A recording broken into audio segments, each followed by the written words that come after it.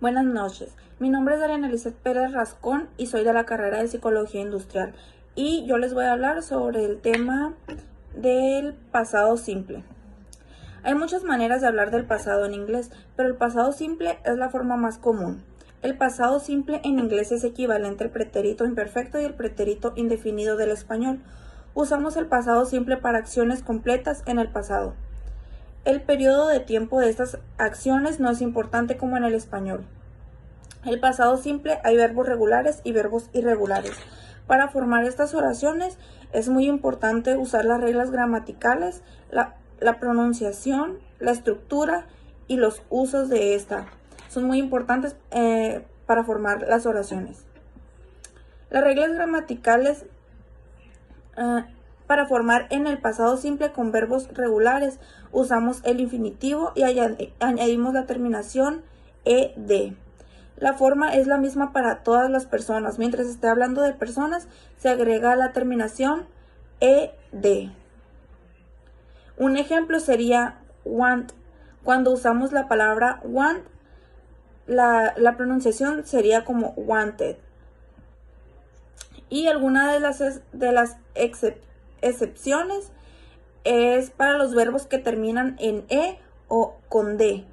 Por ejemplo, si se usa la palabra change, tendría que ser la palabra change con solamente usando una d. Y si el verbo termina en una vocal corta y consonante, como en y o en una w, doblamos la consonante final. Por ejemplo, si es stop, se utiliza stopped.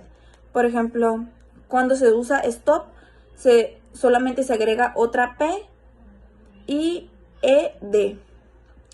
Con el verbo que termina en una consonante en Y, se cambia por una I latina.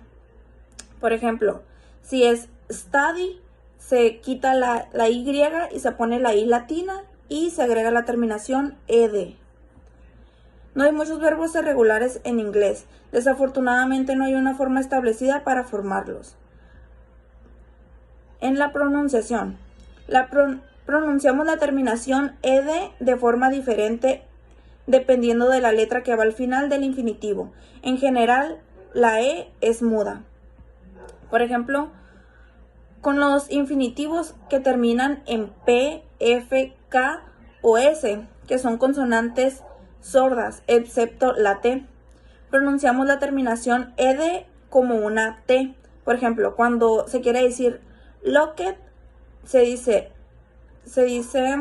como looked.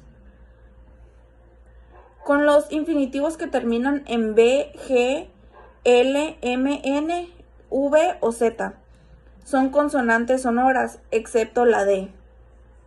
O una vocal pronunciamos solo la d. El ejemplo sería, por ejemplo, cuando quieres decir cleaned es cleaned. Con los infinitivos que terminan en d o en t, pronunciamos la e como si fuera i. En estructura, para la estructura de estas oraciones siempre se agrega primero el sujeto y de ahí le sigue el verbo principal. Por ejemplo, she was a doctor, que quiere decir era doctora. En las frases negativas siempre se agrega primero el sujeto, luego la terminación to be y después el not. Por ejemplo, she was a doctor.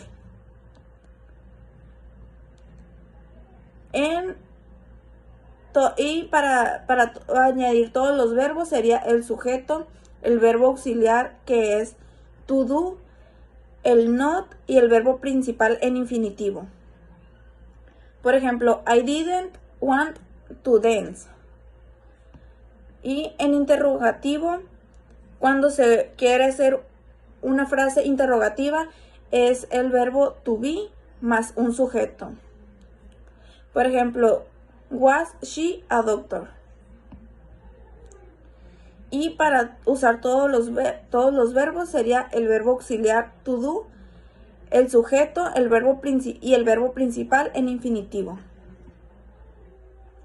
Los usos sería: el pasado simple se utiliza para hablar de una acción concreta que comenzó y acabó en el pasado.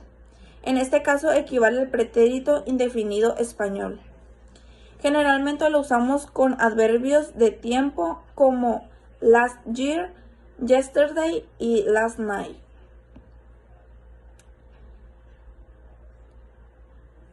Por ejemplo, didn't they walk to show this morning? Y se usa el pasado simple para una serie de acciones en el pasado. También usamos para acciones repetidas o habituales en el español, como se usa el pretérito imperfecto en español. Lo usamos como narraciones o acciones de periodos de largo tiempo en pasado, como el pretérito imperfecto en español. Y se utiliza